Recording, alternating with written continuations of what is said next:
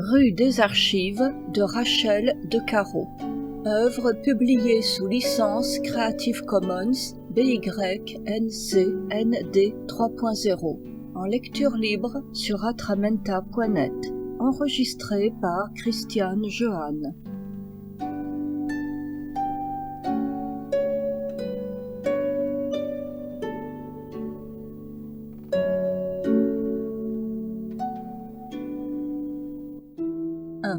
Quand on s'appelle Dupont, on se demande s'il est intéressant de rechercher son ascendance et de réaliser son arbre généalogique, surtout si votre maman s'appelle Martin. Y a pas qu'un âne à la foire qui s'appelle Martin, a-t-elle souvent entendu.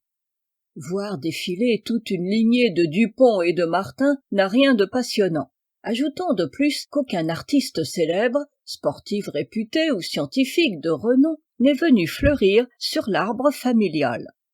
Cependant, Laure s'est laissé entraîner à cet exercice par son ami Damien, généalogiste de profession. D'habitude, il est surtout mandaté par des notaires pour retrouver des héritiers, ou bien par des personnes au nom ronflant ou dont un quelconque ascendant a laissé son nom dans l'histoire avec une majuscule. Il avait surtout envie de tester une généalogie aux noms les plus banaux et les plus courants qui soient, au prétexte qu'on est tous fils de rois. Elle en doutait fortement. Cependant, comme elle n'avait pas envie de seulement le regarder travailler, elle a accepté de se laisser guider dans la recherche de ses ancêtres. Et pas seulement en droite ligne, mais avec les collatéraux à chaque niveau. Et Dieu sait que les Dupont et les Martin sont prolifiques. Des familles nombreuses, en veux-tu, en voilà. Cela faisait beaucoup d'oncles, de tantes et de cousins à la clé. Rue des Archives se trouvent les archives. Pas les archives nationales, pas les archives importantes. Non, seulement les archives départementales, mais ce sont celles qui l'intéressent. Laure a donc pris l'habitude de fréquenter ce lieu. Munie de sa carte d'entrée, de blocs et crayons, elle s'y rend régulièrement au gré de ses recherches, des réponses reçues à ses demandes auprès des mairies des communes où ont pu résider des membres plus ou moins éloignés de sa grande famille. Parce qu'en plus de porter des noms très courants, les générations précédentes ont donné naissance à des fratries nombreuses, dont les plus petites avoisinent les 4 ou 5 enfants, les plus fréquentes la dizaine ou la douzaine de rejetons, la plupart arrivés à l'âge adulte et ayant eux-mêmes des héritiers. Si l'on devait programmer une cousinade, on en arriverait à réunir une foule qui ressemblerait à une manifestation sur la place de la Bastille. Elle ne se hasarderait pas à calculer le nombre de participants ou du moins d'invitations. Cela lui donnerait le vertige. Le travail de Damien consiste à recenser les membres d'une même famille pour en réaliser l'arbre, qu'il établit avec un logiciel spécifique pour pouvoir visualiser les ascendances et descendances correspondantes. Parfois, à la demande de certains clients, il remplit un véritable arbre dessiné sur une large feuille de papier canson en calligraphiant les noms dans les petites cases. Lorsqu'il a terminé, cet arbre est placé dans un cadre et va orner un bureau ou une bibliothèque dans une noble demeure ou un hôtel particulier. Cependant, il est des clients qui souhaitent en savoir davantage sur leurs ancêtres. Quel était leur métier, leur lieu de vie, leur histoire personnelle. Au gré des recherches, des réponses données, des documents trouvés, il est parfois possible d'avoir des fragments de ces existences passées, et les clients aimeraient aussi que ces temps soient retracés, remis en perspective dans la grande histoire. Pour cela, il faudrait avoir un talent d'écriture qui n'est pas la tasse de thé de Damien. Il s'est donc adjoint la collaboration de Catherine, qui fait profession d'écrivain public. En dehors de son travail d'aide à l'écriture de documents administratifs, Catherine se donne la mission d'écouter, transcrire, écrire les dires de personnes qui souhaitent partager leur vie, laisser la trace de leur vécu, le transmettre à leurs descendants. Elle réalise donc les livres de souvenirs et de témoignages qui lui sont demandés, presque dictés parfois. La proposition de Damien lui a immédiatement convenu. Pour elle, travailler à partir de documents d'archives est un formidable tremplin à exploiter et elle s'est lancée avec enthousiasme dans le projet.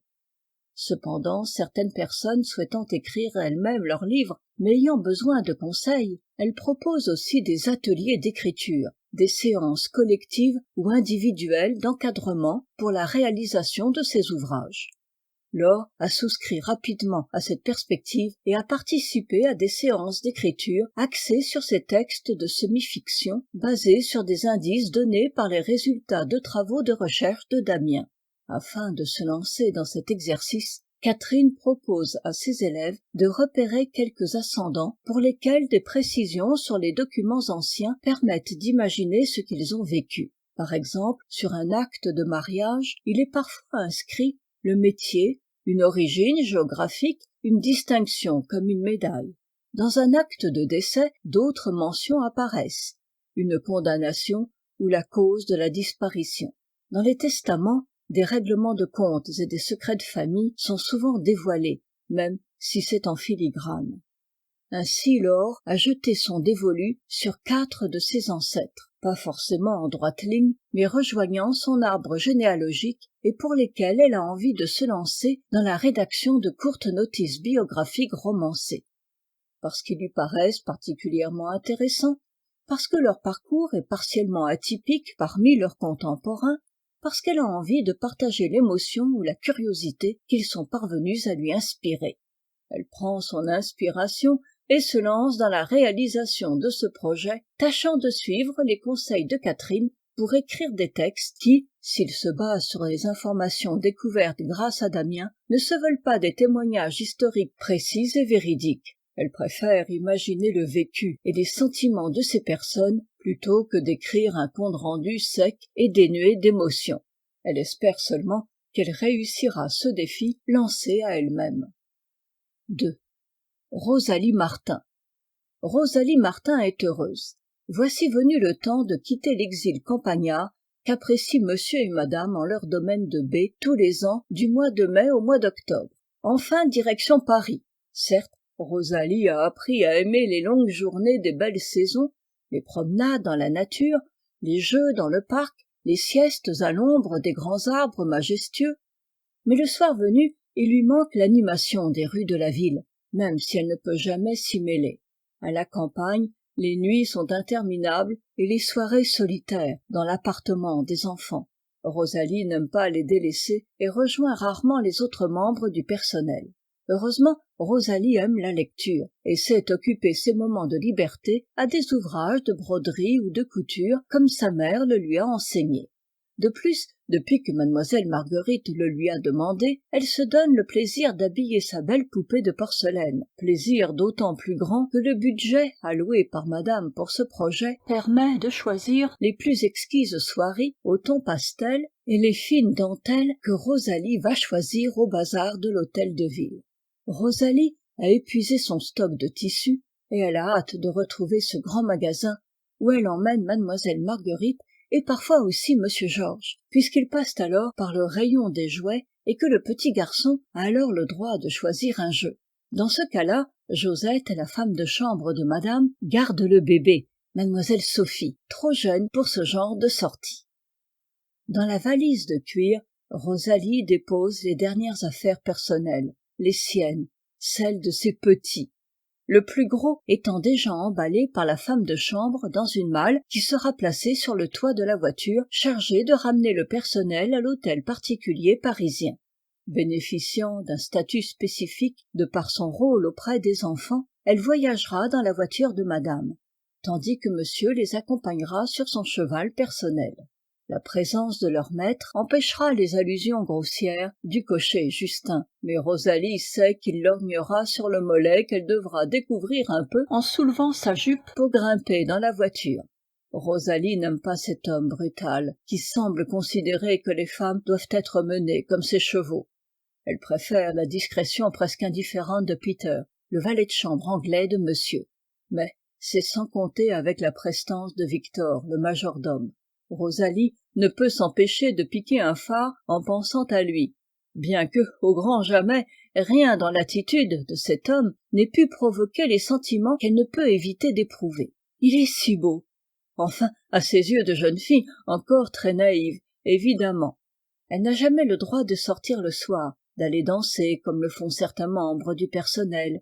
Elle se doit à ses enfants, 24 heures sur 24, et ne songe même pas à déroger à cette règle. Elle n'a donc jamais l'occasion de fréquenter des garçons de son âge. Alors Victor, avec son attitude impérative, son œil exercé, interdisant tout défaut dans l'organisation de la vie, tant au château qu'à l'hôtel particulier, ajoute à sa prestance impeccable le prestige d'être le maître auprès du maître, et davantage que lui, le grand officier de l'ordre des choses. Rosalie aimerait parfois qu'il daigne jeter un regard sur elle, autrement que pour lui reprocher les gamineries de ses petits protégés. Elle voudrait qu'il s'accorde le droit de rire avec elle de leurs espiègleries, mais Victor reste imperturbable, à peine indulgent pour la jeunesse des enfants, tout juste condescendant pour la peine qu'elle se donne à leur éducation. Hélas, elle ne sait que rougir lorsqu'il lui adresse un mot de reproche ou une critique glaciale. Cependant, Rosalie s'attarde peu à ces considérations. Elle a tant à surveiller, préparer, nettoyer. 3 enfants, c'est beaucoup de travail. Mademoiselle Marguerite, qui va sur ses 7 ans, n'a pas du tout l'âge de raison et elle adore se déguiser, en particulier avec les vêtements de sa bonne. Rosalie ne peut s'empêcher de rire en voyant la fillette coiffer son bonnet à ruban, tantôt rose, tantôt bleu ciel ou jaune pâle, un signe de sa mission. Elle doit donc souvent le laver et le repasser pour être impeccable lorsqu'il s'agit d'emmener les enfants au jardin des Tuileries. Souvent Rosalie appellerait volontiers la petite fille Margot, mais elle se retient. Elle sait que madame déteste les diminutifs ou les surnoms. Monsieur Georges, lui, est encore un gros poupard qu'il faut discipliner sur sa gourmandise et sa paresse. Il rechigne à apprendre à ranger ses chaussures dans le placard et à aligner les bâtonnets de son jeu de calcul. Cependant, il n'est jamais le dernier lorsqu'il faut emmener son bateau pour le mettre à voguer sur les bassins du jardin, à l'ombre des murailles du palais du Louvre. Rosalie le verrait bien capitaine au long cours, comme dans les livres qu'elle leur lit le soir au coucher, afin qu'ils fassent de beaux rêves, mais elle se garde bien d'influencer ce jeune esprit encore si tendre. Enfin mademoiselle Sophie, à laquelle on s'adresse encore sans mademoiselle et que l'on tutoie souvent. C'est le bébé que l'on habille comme une poupée, qui n'use pas encore ses mignonnes chaussures de cuir souple et qui trône comme une reine dans sa poussette aux grandes roues lorsqu'il est temps de se promener. Rosalie aime pousser la petite voiture. Dans les rues, les larges arabesques des arceaux de la suspension permettent d'éviter les secousses dues aux pavés. Monsieur Macadam n'a pas encore recouvert les chaussées et les trottoirs de son invention noire et collante. Au jardin, lorsque Rosalie s'assied sur un banc, après avoir allongé le dossier de la poussette, cette suspension souple permet de bercer la petite fille pour sa sieste sous la capote relevée. Elle peut alors sereinement surveiller la grande sœur et le grand frère, tandis qu'ils jouent au cerceau, à la marelle ou à la balle. Allons, allons, il est temps de saluer ceux qui restent au château toute l'année. D'abord madame Mélanie, la grosse cuisinière, celle qui concocte de si bons ragoûts et des soupes aux légumes innombrables, le tout accommodé avec les fines herbes venant du jardin de monsieur Ferdinand. Mélanie adore aussi la pâtisserie, autant pour la préparer que pour la déguster. Elle sait très bien ce que les petits-enfants aiment et elle leur propose des goûters fantastiques que Rosalie est obligée de régenter pour éviter les indigestions. Mademoiselle Marguerite et monsieur Georges embrassent cette femme de bon cœur et elle leur rend leurs étreintes avec des larmes de tendresse dans ses yeux. Ensuite, c'est le tour du potager, où Ferdinand veille sur ses citrouilles qui rejoindront la ville dans les prochaines semaines pour être dégustées selon les recettes de la cuisinière attitrée de l'hôtel particulier. Ferdinand est le maître des lieux, et comme son épouse Mélanie, il sait accueillir les visiteurs dans son domaine avec toute la bonhomie dont il est capable. Il aime à faire goûter et respirer les plantes, légumes et fruits dont il a la charge. Mademoiselle Marguerite et monsieur Georges adorent jouer à cache-cache entre les rangs de haricots et les plants de tomates. Ils jouent avec l'eau du bassin sous prétexte d'arroser les semis et ramènent des bouquets de fleurs qu'ils offrent à leur maman. Rosalie aime beaucoup aussi Mélanie et Ferdinand. Ils sont comme des parents pour elle et lui rappellent son père et sa mère qui restent en ville toute l'année. Alfred Martin est le bottier attitré de monsieur. tandis que sa femme, Léonie, née Duval, est devenue la couturière préférée de madame et de ses amis. Elle sait leur coudre des robes à la mesure de leurs désirs. C'est grâce à eux que Rosalie a obtenu de devenir la bonne de ses enfants, auxquels elle est attachée comme une mère. Pour rien au monde, elle ne changerait sa vie. Certes, ils vont grandir, sans doute partir, refusant de penser à un futur encore lointain, elle n'espère qu'une chose, devenir la bonne des enfants de ses enfants. Oui, décidément, Rosalie Martin est heureuse. 3. Antonin Dupont. Antonin, au crépuscule de sa vie, lève son regard vers le ciel où l'ombre de la nuit vient doucement. Chaque soir, il sait que c'est peut-être le dernier soleil qu'il aura vu. Qu'en se couchant, il ne se relèvera peut-être pas au matin suivant. Mais cela ne l'inquiète pas. Sans doute que lorsqu'il s'endormira pour le grand voyage, son départ n'alarmera pas tout de suite ses congénères humains. Seul son chien le veillera, comme il veillera sur son troupeau, jusqu'à ce que quelqu'un s'étonne de ne plus le voir venir chercher son pain au village. Antonin aime cette retraite solitaire dans la musicalité du causse, où les insectes bruissent tout le jour, où les grillons enchantent la nuit, où le vent léger de l'été porte ce chant aux nues. Il aime aussi les nuances de beige, d'ocre, de marron et de brun de ses moutons. Son troupeau forme un camailleux fondu dans les herbes que le soleil assèche, entre les pierres de calcaire ponctuées de lichens orange et vert. Il aime enfin le silence de la neige qui couvre le sol plusieurs mois durant, gardant ses brebis dans la bergerie dans l'odeur du foin récolté à la fin du printemps écoulé. Antonin n'a pas la télévision, non plus que l'électricité, dans sa cabane de pierre, à mi-chemin des grandes prairies d'estive où aboutissaient les transhumances des troupeaux réunis pour la période d'été. Quand il était jeune, toutes les bergeries se vidaient sur la place du village. Puis, lorsque tous étaient prêts, c'était le départ pour la longue marche vers les hauteurs verdies par le printemps. Il ne redescendait que quelques mois plus tard, et le troupeau se divisait à nouveau entre ses propriétaires. Aujourd'hui, les transhumances se font par camion, les bêtes sont emmenées plus loin, plus haut. Antonin n'a pas suivi ce changement. Il est resté chez lui, dans sa cabane à mi-pente, avec sa douzaine de moutons et de brebis, vivant de la laine et du lait qu'ils produisent, avec son chien comme seul compagnon. Les prairies alentour de sa maison suffisent à nourrir ses bêtes, il n'est pas obligé de parcourir de longues distances avec elles. Pour seul film, Antonin n'a que celui de sa vie, et pour ceux qui le verraient, ils penseraient que ce vieux bonhomme, claudiquant derrière ses bêtes, appuyé sur son bâton de bois tord, patiemment sculpté, n'a pas d'histoire. Il se tromperait. Antonin a eu une existence hors du commun, dont seuls quelques documents éparpillés sont les ultimes témoins. Ainsi qui se douterait qu'il avait été retrouvé, encore presque un bébé, marchant seul sur la route, dans les déchets issus d'une migration, sorti des gravats d'une maison bombardée, après être resté 2 ou 3 jours près du corps de sa mère, décédée sous les murs écroulés. Il avait été recueilli en asile, puis déclaré orphelin de guerre et placé dans une ferme.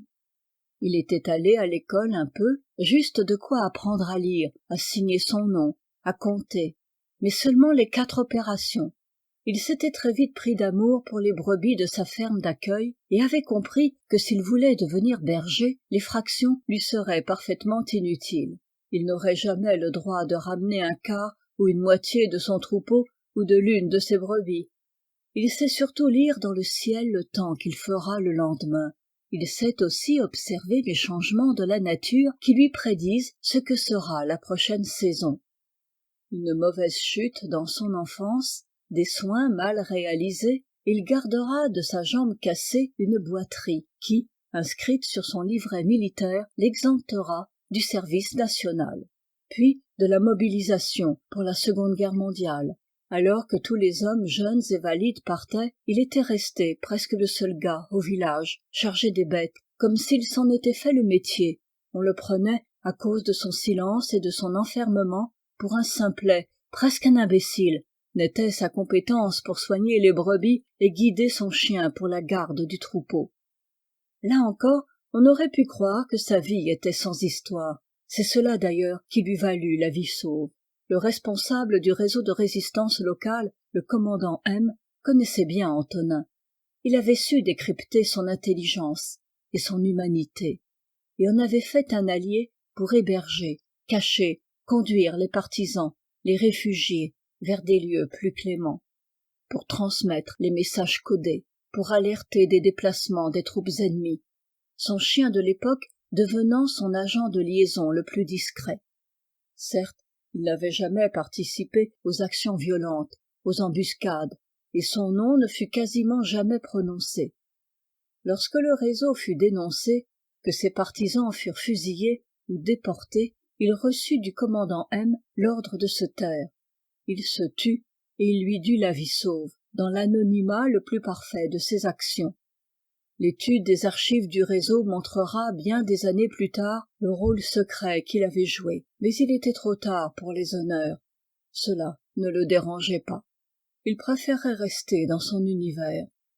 Seule la chanson enfantine « Promenons-nous dans les bois » sifflée ou murmurée évoquait encore en lui le code d'approche qu'il partageait avec les membres du réseau.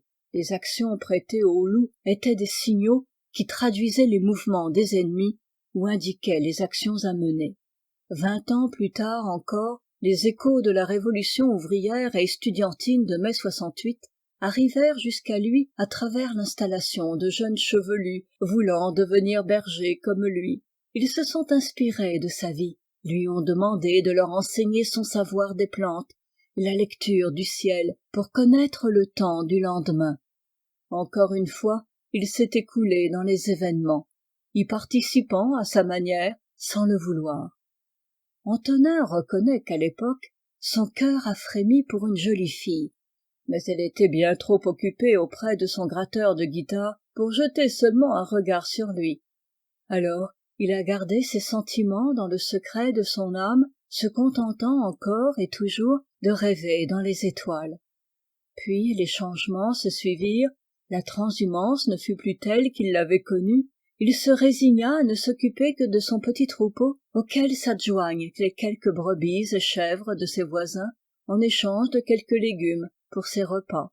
Tous lui font confiance et la vie s'écoule paisible pour lui.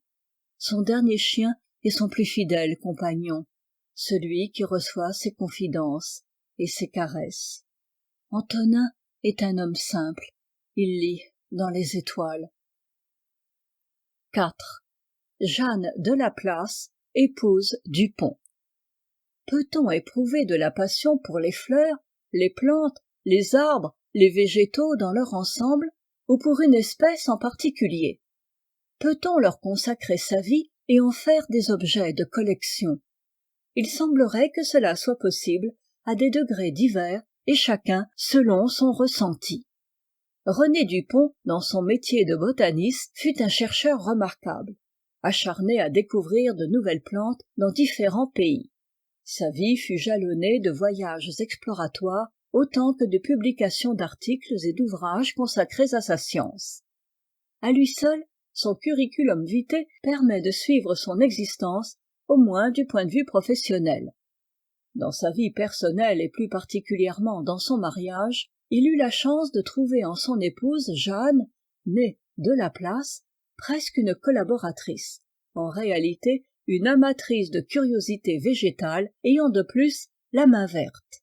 Ainsi, il put lui confier la culture de multiples plantes prélevées et ramenées de ses différentes expéditions dans le monde entier. Elle avait le don pour faire croître et prospérer les végétaux les plus divers. Jeanne, dont le nom de naissance fut certainement à une époque écrit en 2, voire 3 mots, s'avéra en outre une collectionneuse de plantes passionnées. Héritière par ses parents d'un domaine familial, elle s'occupa avec talent du vaste parc aux grands arbres centenaires entourant la maison de maître. Elle y créa en outre quelques jardins. Un potager bien sûr, qui prit le nom de jardin gourmand, car il abritait aussi les petits fruitiers à baies rouges, noirs ou dorés. Un jardin du soleil, en plein sud, à l'abri de hauts murs de bâtiments situés au nord, dans lequel Elle réunit oliviers, bananiers, kiwis, grenadiers et autres jujubiers.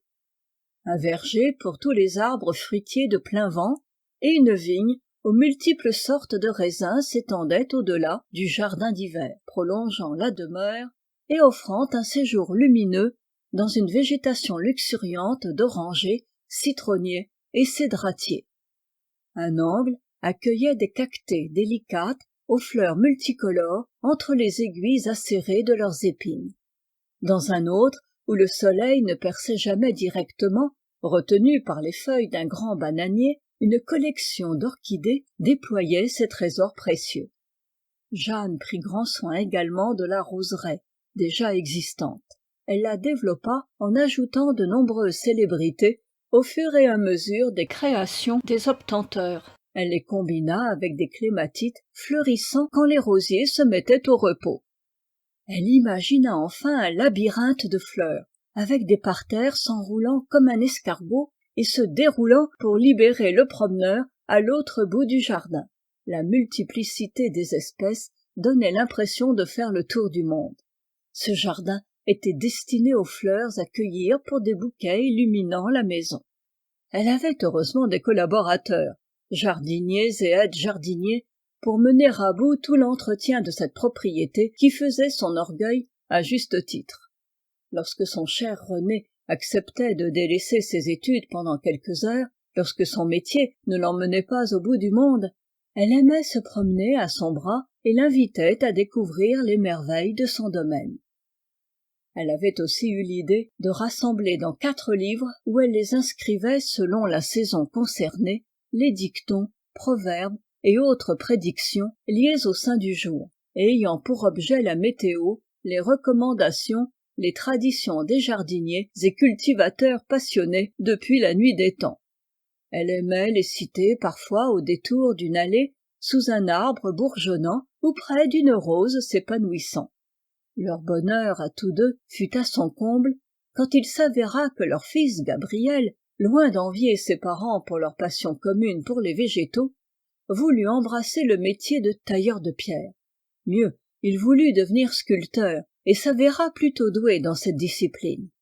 S'il connut une certaine célébrité dans le monde de l'art, il fut le fournisseur exclusif de statues pour orner les jardins de sa mère.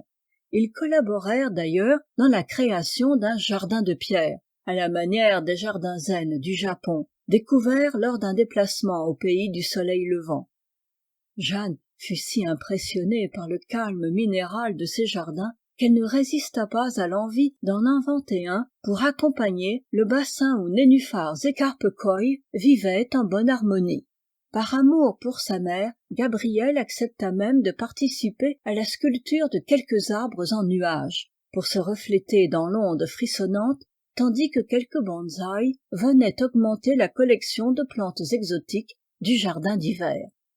Ainsi naquit un domaine extraordinaire, et Jeanne fut bien après sa mort reconnue comme la créatrice d'un jardin remarquable, selon un label qui lui fut attribué en récompense et reconnaissance de son travail et de sa passion.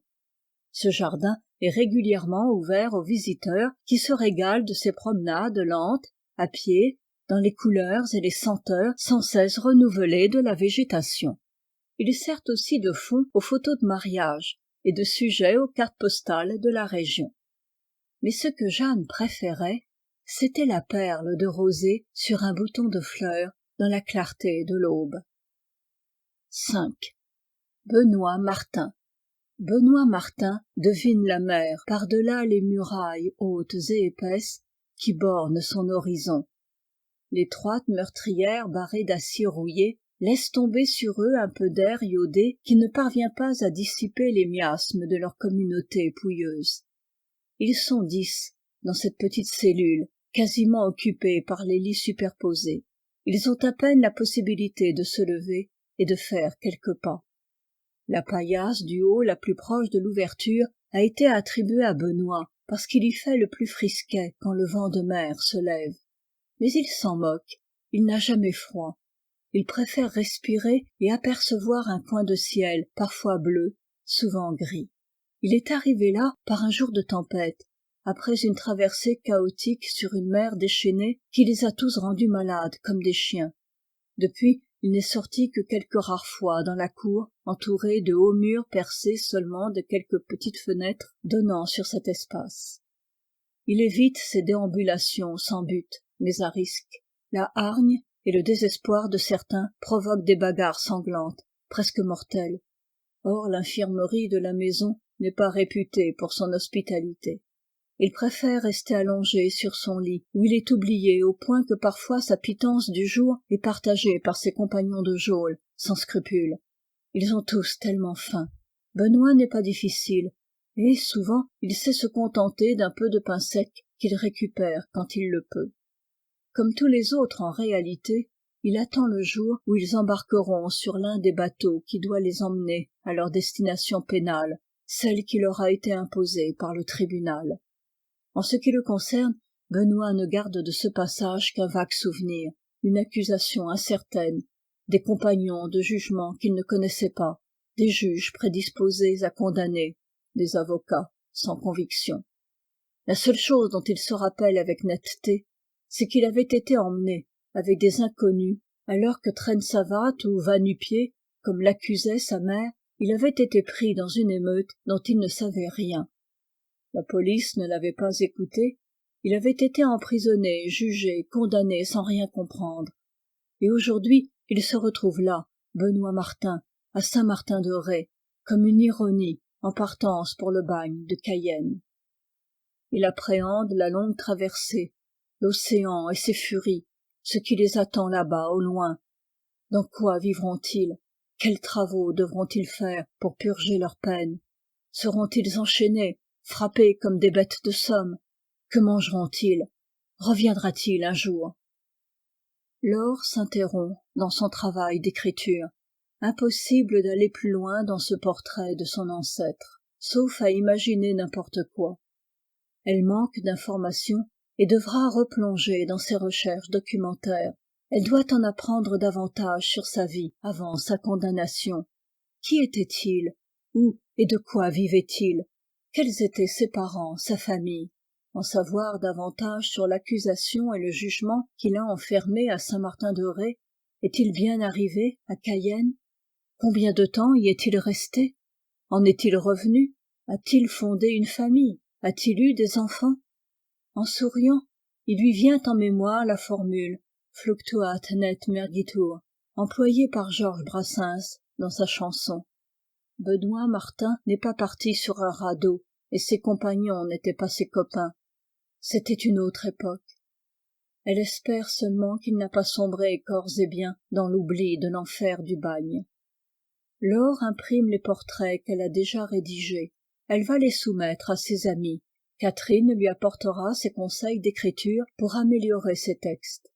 Damien l'aidera à poursuivre ses recherches pour Benoît, mais aussi pour Rosalie Martin, Antonin Dupont et Jeanne de la Place, épouse de René Dupont. Et elle continuera à écrire des notices sur ses ancêtres qu'elle découvre dans son arbre généalogique et qui lui inspireront une histoire familiale à partager. Elle sait déjà qu'elle n'est pas prête d'oublier le chemin de la rue des Archives. Ici se termine Rue des Archives de Rachel de Caro. Illustration musicale Eric Satie du site museopen.org.